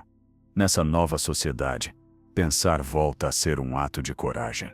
Não se trata de saber mais, mas de saber melhor, de distinguir o essencial do superficial, o verdadeiro do útil, o humano do programado. A sabedoria deixa de ser acumulação para converter-se em depuração. Aprender volta a ter sentido, porque deixa de ser competição e volta a ser comunhão. Os novos aprendizes já não buscam títulos nem reconhecimento. Buscam compreensão, buscam raízes. O sistema que dominou o século XXI começa a mostrar fissuras. A economia do ruído começa a colapsar sob o próprio peso. As massas saturadas de distração passam a demandar silêncio. O consumo já não satisfaz, a fama já não inspira, a hiperconexão já não une. E no meio desse colapso de velhos valores, o discernimento emerge como um novo poder revolucionário. O discernimento não é uma habilidade técnica, é um estado da alma. É a capacidade de ver sem deixar-se arrastar, de ouvir sem perder-se, de escolher sem obedecer. O cidadão do futuro não será o mais informado, mas o mais consciente. Seu poder não virá de dominar a tecnologia, mas de compreendê-la. E essa compreensão lhe permitirá usá-la sem ser usado, contemplá-la sem idolatrá-la, desligá-la quando necessário. Nessa nova civilização que começa a formar-se, o especialista renasce sob outra forma, já não como figura de autoridade, mas como mediador entre o conhecimento e a consciência. Não dita, acompanha. Não impõe, orienta. Não busca ser ouvido por todos, mas compreendido por quem esteja preparado para ouvir. Sua voz não compete no mercado da atenção, ressoa no espaço interior das almas despertas. As instituições também começam a transformar-se. As escolas voltam a ser lugares de pensamento, não de adestramento. As universidades redescobrem a sabedoria que haviam trocado pela rentabilidade. Os mestres deixam de ensinar respostas e passam a ensinar perguntas. Os meios que sobrevivem já não buscam entreter, mas esclarecer. A arte deixa de ser produto para voltar a ser espelho do espírito. A educação deixa de fabricar empregados e volta a formar seres humanos. A ciência deixa de servir ao mercado e retorna ao serviço da verdade. Tudo aquilo que foi manipulado pela economia do ruído começa lentamente a purificar-se, a recuperar sua essência. Não porque o sistema o permita, mas porque a alma humana o exige. Os novos cidadãos da sociedade do discernimento não se definem por sua ideologia, e sim por sua lucidez. Não creem cegamente em nenhum discurso, mas também não caem no cinismo do tanto faz. Aprenderam que a liberdade não consiste em rejeitar toda autoridade, mas em reconhecer a verdadeira autoridade do conhecimento, da evidência, da coerência interior. Num mundo que confundiu opinião com verdade, discernir converte-se numa forma de resistência espiritual. A mudança não se impõe de cima, surge de dentro. Começa no momento em que alguém decide pensar antes de reagir, em que alguém duvida do que todos repetem, em que alguém prefere a verdade incômoda ao aplauso fácil. Essa decisão, invisível e silenciosa, tem um poder que nenhuma estrutura pode deter. Porque o discernimento não pode ser censurado, pode ser ignorado, mas não destruído. A história da humanidade demonstra que as civilizações morrem quando deixam de pensar. Mas também demonstra que, de cada colapso, surge uma nova forma de consciência. A morte do especialista foi necessária para revelar o que havíamos esquecido, que o saber não pertence às elites, mas ao espírito humano, e que o conhecimento não se transmite como mercadoria, mas como uma chama que passa de mente em mente, de coração em coração. Esse novo renascimento não será ruidoso. Não ocupará manchetes, não buscará aprovação. Expandir-se-á em silêncio, como a raiz de uma árvore que cresce sob a terra antes de florescer. A sociedade do discernimento não imporá leis, mas recordará princípios. Não fundará templos, mas espaços de diálogo. Não levantará bandeiras, mas pontes. E quando a maioria estiver pronta, quando o cansaço do vazio tornar-se insuportável, quando a alma coletiva voltar a ter fome de verdade, essa minoria silenciosa converter-se-á em semente. E dessa semente renascerá a civilização do pensamento, não como uma elite do saber, mas como uma comunidade de consciência. A morte do especialista terá então cumprido seu propósito histórico: destruir as falsas hierarquias do conhecimento, para que a sabedoria volte a ser uma experiência humana, livre e compartilhada. O ciclo se fechará. A ignorância democrática terá cedido lugar à inteligência compartilhada. E nesse ponto, a humanidade recordará a lição mais esquecida de todas: que o conhecimento não se impõe, se contagia. Que a verdade não se ensina, se vive. E que o pensamento, quando se liberta do ego, deixa de dividir e começa a unir. Toda transformação profunda provoca resistência. O despertar do discernimento, silencioso porém imparável, começou a incomodar os pilares do sistema. As estruturas que prosperaram alimentando a confusão. Os meios, as corporações, as plataformas, os governos, perceberam uma ameaça invisível. Um público que já não reagia, um cidadão que já não acreditava, uma mente que começava a desconectar-se do ruído.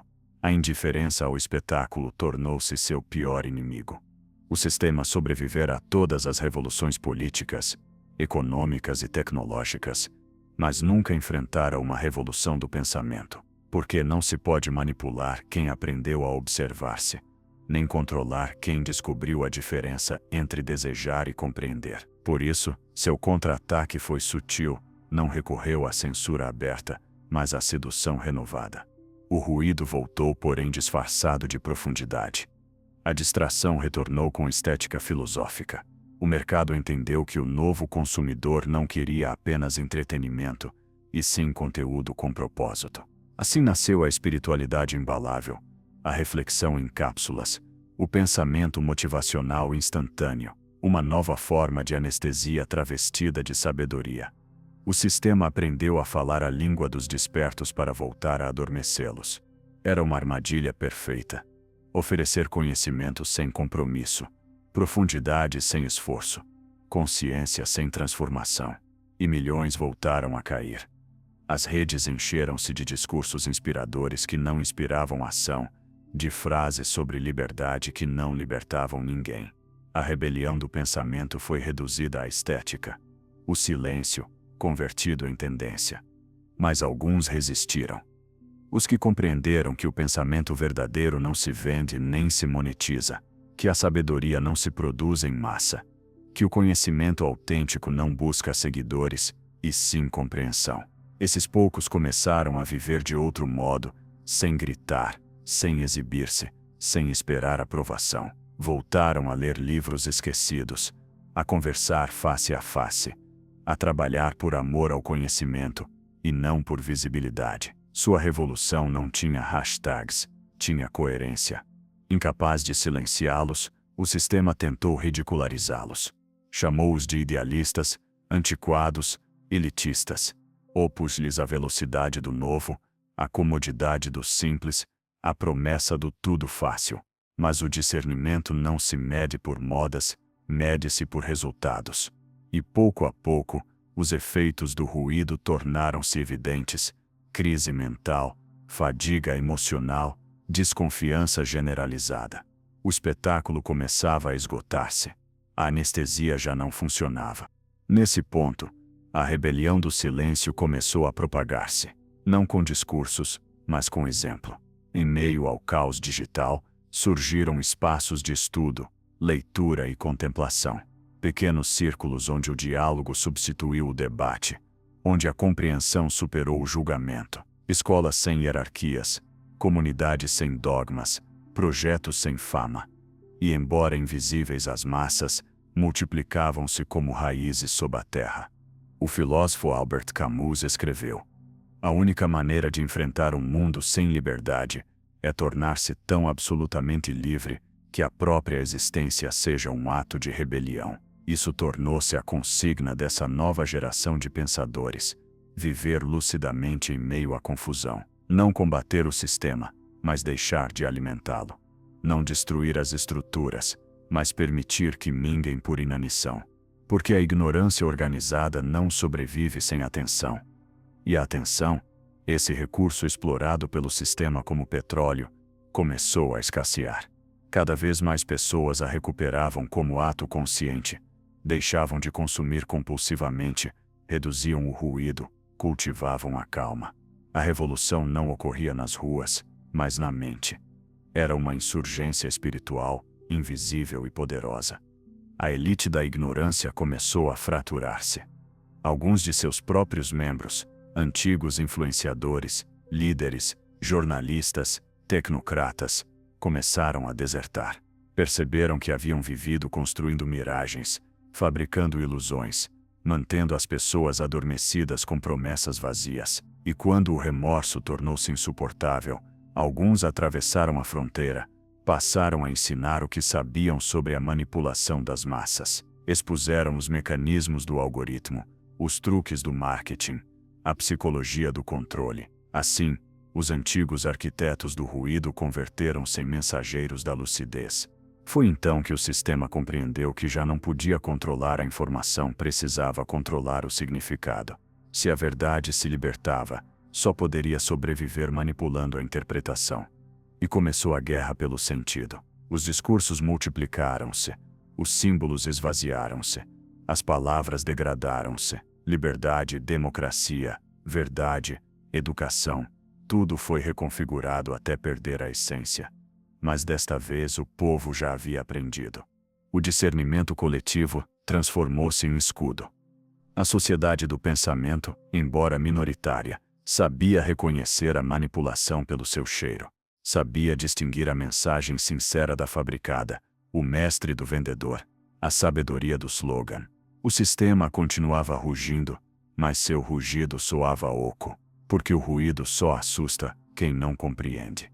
E assim, sem manifestações, sem violência, sem confrontação, o equilíbrio começou a inclinar-se. O poder do sistema seguia imenso, mas sua autoridade desmoronava.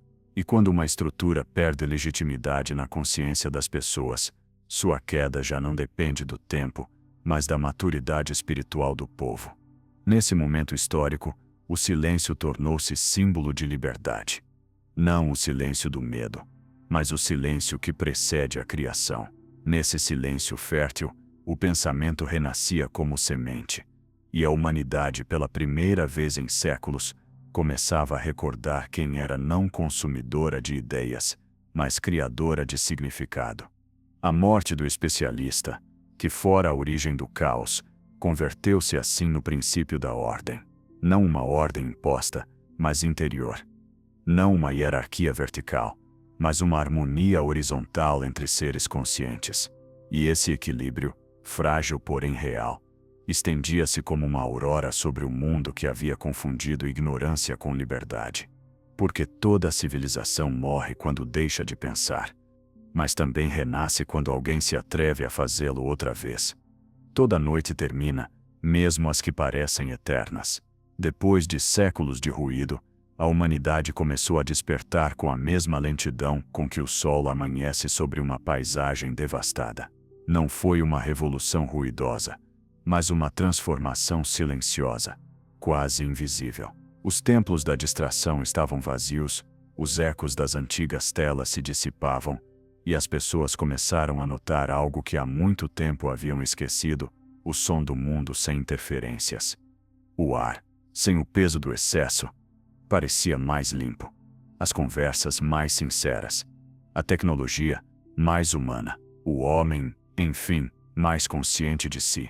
Terminara a era da velocidade sem direção, do conhecimento sem compreensão, da liberdade sem consciência. Em seu lugar, surgia uma nova forma de civilização, aquela que não buscava conquistar o planeta, mas compreendê-lo, que não pretendia dominar a mente, mas libertá-la, que não perseguia o sucesso, mas a clareza. Essa nova humanidade, nascida do discernimento, compreendeu uma verdade essencial: não há progresso sem sabedoria. E a sabedoria não nasce do ruído, mas do silêncio. Os novos cidadãos não temiam calar. Ao contrário, veneravam a pausa como um ato de respeito à verdade. Aprenderam a escutar novamente, não apenas os outros, mas a si mesmos, a natureza, o tempo. Porque entenderam que escutar não é passividade, é abertura, é comunhão. O velho mundo havia confundido pensar com produzir, opinar com existir, ter com ser. Mas a civilização da lucidez voltou a unir o que a modernidade separara: o conhecimento e a alma, a razão e a sensibilidade, a ciência e o espírito. A educação deixou de ser corrida e transformou-se em viagem. Aprender já não significava acumular dados, e sim expandir consciência. O mestre voltou a ser guia, não funcionário. E o aluno, buscador, não receptor. A arte recuperou seu poder ancestral. Deixou de entreter para voltar a despertar. Os artistas já não competiam por visibilidade, mas por verdade. As obras deixaram de ser mercadorias e tornaram-se espelhos do espírito humano. A beleza voltou a ser um caminho para a compreensão, não um adorno. A cultura, sequestrada pela superficialidade, voltou a ser resistência. Até a ciência se transformou. Deixou de olhar o mundo como objeto a ser explorado e passou a vê-lo como mistério a ser compreendido. Os cientistas desta nova era já não trabalhavam para o mercado, mas para a humanidade. Sabiam que cada descoberta deveria ser guiada pela ética, pela pergunta fundamental: isto nos aproxima ou nos afasta de nós mesmos? Porque entenderam que não há avanço tecnológico que vale a pena se destrói a consciência. A alma coletiva começou a sarar. As pessoas redescobriram a importância do tempo lento, do trabalho com propósito, do descanso que nutre, das relações profundas. O vazio que antes se preenchia com consumo agora se preenchia com sentido. A solidão deixou de ser castigo para tornar-se mestra, e o silêncio, o idioma comum dos despertos. Nesse novo amanhecer, o especialista já não era o guardião do conhecimento, mas seu jardineiro. Sua tarefa não consistia em impor verdades, mas cultivar perguntas. O sábio moderno não se vestia de solenidade, mas de humildade. Não ensinava desde a autoridade, mas desde a presença. Porque compreendera que o conhecimento que não transforma a alma é apenas acúmulo de palavras. E nesse renascimento interior, a humanidade recordou o que esquecera por séculos: que o conhecimento sem amor destrói, e que o amor sem conhecimento se extravia.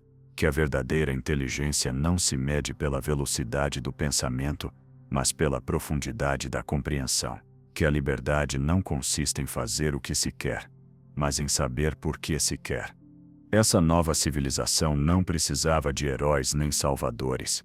Sua grandeza residia no cotidiano, na mente que se detém antes de reagir, na palavra que constrói em vez de dividir, no olhar que compreende em vez de julgar. A sabedoria deixou de ser privilégio de poucos e converteu-se em prática coletiva. A humanidade, enfim, alcançara algo maior que o conhecimento, a consciência de si. Mas esse amanhecer não foi perfeito. Ainda restavam sombras, ainda havia ruído. As velhas estruturas do poder resistiam, os últimos ecos do sistema tentavam reviver. Contudo, já não tinham onde ancorar-se. Porque o novo ser humano não buscava seguir ninguém, buscava entender. Não precisava de gurus nem ideólogos. Precisava de silêncio e verdade. O filósofo Plotino dizia que a alma, quando se limpa do excesso, volta a ver a luz que sempre esteve ali. Essa luz é a lucidez que agora guia a humanidade. Não uma iluminação mística, mas uma clareza prática, um olhar limpo que distingue o real do ilusório. A civilização do discernimento não promete felicidade constante, mas consciência permanente. E assim, lentamente, o mundo começou a parecer-se com o que um dia sonharam os filósofos. Um lugar onde pensar e viver são o mesmo ato. Onde o saber não se usa para dominar, mas para servir. Onde o conhecimento volta a ter alma e a alma volta a ter direção. A humanidade compreendeu, finalmente, o que sempre esteve escrito nas paredes do oráculo de Delfos: conhece-te a ti mesmo, e conhecerás o universo. Toda civilização, mesmo as mais sábias, enfrenta um destino comum, a tentação de crer-se imune à queda. E quando a humanidade renasceu das ruínas do ruído, quando o discernimento converteu-se em sua nova bússola, surgiu uma ameaça inesperada: o orgulho do conhecimento recuperado. O homem lúcido começou a esquecer que a sabedoria, quando idolatrada, deixa de ser sabedoria e converte-se numa forma mais sofisticada de arrogância. O silêncio havia libertado o pensamento, mas agora o pensamento corria o risco de esquecer o silêncio. Alguns começaram a ver-se como guardiões da verdade, crendo que sua compreensão os tornava superiores aos que ainda não haviam despertado. O que nascera como movimento de humildade espiritual começou a gerar seus próprios templos de pureza intelectual, seus próprios novos especialistas. O ciclo ameaçava repetir-se. A história, que tantas vezes viu o conhecimento morrer por excesso de ego, parecia murmurar um alerta toda vez que o homem se crê dono da verdade, deixa de compreendê-la. E assim, o renascimento da lucidez enfrentou sua primeira sombra. Não era a ignorância externa, mas o orgulho interior. Spinoza dizia que a sabedoria não consiste em dominar a verdade, mas em amar a realidade. Mas o ser humano, mesmo o mais consciente, sente o desejo de possuir o que ama. E o conhecimento, quando possuído, corrompe-se. O perigo do sábio não está no erro, mas na certeza, porque a certeza imobiliza. A dúvida mantém vivo o fogo do pensamento. Assim, as comunidades do discernimento tiveram de aprender uma nova lição: a sabedoria não se ensina, se pratica, não se defende, se compartilha, não se impõe, se encarna. A nova civilização entendeu que precisava proteger-se de si mesma, de sua tendência natural a converter compreensão em estrutura, liberdade em sistema, luz em religião. Voltou então a importância do equilíbrio. A lucidez devia conviver com a humildade, a verdade com o mistério. A razão devia aprender a inclinar-se diante do que não pode explicar, porque o pensamento, por mais vasto, não abarca a totalidade da vida, e a vida, em sua sabedoria silenciosa, conserva sempre um espaço de incerteza para lembrar-nos de que continuamos aprendizes. Carl Jung escreveu que quem olha para a luz não deve esquecer que também projeta uma sombra. A nova humanidade entendeu essa frase como advertência e guia. Decidiu não ocultar sua sombra, mas integrá-la. Em vez de fugir da imperfeição, aprendeu a contemplá-la como parte essencial da consciência. Porque o conhecimento que não se confronta com sua própria escuridão termina convertendo-se em tirania moral. O novo perigo não era a ignorância, mas a pureza. Porque a pureza absoluta, intelectual, espiritual ou ideológica, sempre conduz à violência. Por isso, os sábios do novo tempo ensinaram que a verdade deve permanecer permeável, flexível, aberta ao diálogo, ao erro, à contradição. Porque só o imperfeito pode crescer. Nesta etapa, a humanidade compreendeu algo que o mundo antigo havia esquecido, que o conhecimento não deve ser pedestal, e sim ponte, que o sábio não deve elevar-se, mas descer, misturar-se com a vida, caminhar entre os que ainda buscam, aprender com o erro, rir da imperfeição. A lucidez sem compaixão converteu-se, então, no novo inimigo. E foi precisamente a arte que novamente salvou o espírito do excesso de razão. Os poetas lembraram o que os filósofos haviam esquecido, que a beleza também ensina, que a emoção também revela, que a fragilidade também ilumina. A música voltou a ser a linguagem entre a mente e a alma. A poesia, o lembrete de que a verdade também precisa de ternura. O pensamento sem sensibilidade seca, a sensibilidade sem pensamento se perde. A nova humanidade entendeu que só unindo ambas pode sustentar-se. Assim nasceu a ética do equilíbrio. Uma maneira de viver na lucidez sem tornar-se dogmático. De pensar sem tornar-se distante. De compreender sem julgar. Os novos sábios aprenderam a não buscar discípulos, e sim espelhos. A não querer convencer, mas inspirar. A não guiar pelo poder, e sim pela coerência. Entenderam que a verdadeira autoridade não se proclama, irradia-se. Este foi o momento mais delicado do novo ciclo. O instante em que a humanidade pela primeira vez teve de aprender a sustentar sua própria clareza sem cair na soberba. Já não se tratava de conquistar a verdade, mas de conviver com ela sem destruí-la. A maturidade do conhecimento revelou-se não em saber mais, mas em saber deter-se. E assim, o sábio voltou a ser o que foi na origem, um caminhante. Não um ídolo, não um mestre inalcançável, mas um companheiro no caminho da alma. A luz deixou de ser bandeira para voltar a ser direção. A sabedoria já não prometia certezas, e sim profundidade. A verdade já não dividia, unia. A humanidade aprendeu, enfim, que a maior ameaça não era a ignorância, mas o esquecimento da humildade. Porque a mente que se crê iluminada sem recordar sua sombra retorna à escuridão, ainda que brilhe. E assim, entre a clareza e a dúvida, entre o conhecimento e o mistério, a nova civilização começou a encontrar sua verdadeira maturidade, um equilíbrio entre a luz que guia e a sombra que ensina. Porque só quem abraça ambas pode caminhar sem perder-se. Houve um tempo em que o homem acreditou ter entendido tudo. Domesticou a natureza, conquistou o espaço, decifrou os genes e mediu as estrelas. Mas, nessa soberba silenciosa, esqueceu-se de olhar para dentro. Quando a humanidade se julgou especialista em tudo, perdeu a sabedoria de viver. Assim, sem perceber, a alma exilou-se. Durante séculos, o conhecimento foi arrancado de sua raiz espiritual e convertido em ferramenta. Usou-se para controlar, não para compreender. Para dividir, não para unir. Até que um dia, saturado de seu próprio brilho, o intelecto colapsou sob o peso da arrogância. A morte do especialista foi, na verdade, o último grito da alma reclamando seu lugar. A era da ignorância democrática, esse tempo em que todos opinavam e ninguém compreendia, foi necessária. Foi a purificação do excesso, a catarse de uma civilização que confundira saber com poder. Porque só tocando o abismo do ruído, o homem podia voltar a escutar. Só atravessando a escuridão do excesso, podia redescobrir o silêncio. E então, quando tudo parecia perdido, a alma regressou. Não como revelação milagrosa, mas como sussurro. Em meio ao cansaço, à saturação, à confusão, surgiu a nostalgia do essencial. A humanidade começou a recordar o que havia esquecido, que o conhecimento sem amor torna-se tirania, e que o amor sem conhecimento torna-se cegueira. A alma voltou a habitar o pensamento. e com ela, regressaram a compaixão, a beleza, a dúvida e a gratidão.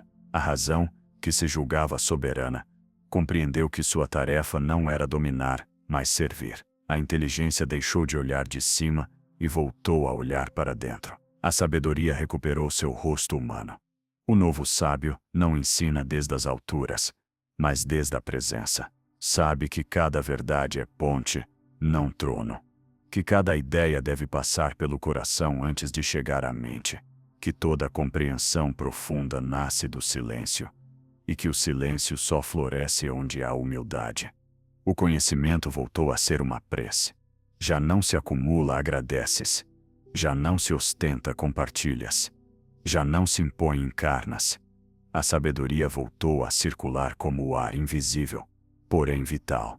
E, nesse novo equilíbrio, a humanidade compreendeu o que os antigos filósofos sempre souberam, que conhecer é uma forma de amar, e que amar, bem entendido, é uma forma de conhecer. Os templos do ruído caíram por desuso. As redes do espetáculo apagaram-se, não por censura, mas por desinteresse. As pessoas já não buscavam distração, buscavam sentido. E o sentido só se encontra no silêncio que une o pensamento à alma. Esse foi o verdadeiro renascimento, não tecnológico, mas interior. As crianças do novo tempo já não aprendem para competir, e sim para compreender. Não se lhes ensina a responder, mas a perguntar. Os mestres já não medem, orientam. Os artistas já não entretêm, despertam. Os cientistas já não exploram por glória, mas por amor à verdade. E os sábios já não pregam, caminham. A morte do especialista, que ao princípio pareceu tragédia, revelou-se como rito de passagem, o fim de uma era de arrogância e o começo de uma era de consciência. O antigo especialista morreu para que o ser humano voltasse a ser aprendiz, porque só quem aprende a cada dia pode continuar crescendo, e só quem cresce com humildade pode reconectar-se com a totalidade. E assim, a humanidade regressou ao seu ponto de origem, porém com um novo olhar. Compreendeu que o conhecimento não está apenas nos livros, mas na experiência, que a verdade não se impõe, se descobre, que a sabedoria não se ensina, se contagia, que o silêncio não é ausência, mas plenitude. A alma, finalmente, voltou a ocupar o lugar que o ego havia usurpado, e com ela regressou a harmonia perdida entre o homem e a natureza, entre a mente e o coração, entre o saber e o ser. Talvez o destino do ser humano nunca tenha sido dominar o mundo, mas compreendê-lo. E compreendê-lo não com a frieza do cálculo, mas com a calidez do assombro, porque cada pergunta, cada erro, cada tentativa de entender a vida é uma forma de honrá-la. O especialista morreu, sim, mas sua morte não foi um final, foi uma purificação. Em sua queda, a humanidade redescobriu o que nenhuma máquina, nenhum algoritmo, nenhuma ideologia poderá jamais substituir: a consciência viva de quem busca a verdade sem possuí-la. Este ciclo se fecha. E no eco deste novo amanhecer, a humanidade pronuncia, enfim, a frase que resume toda a sua história.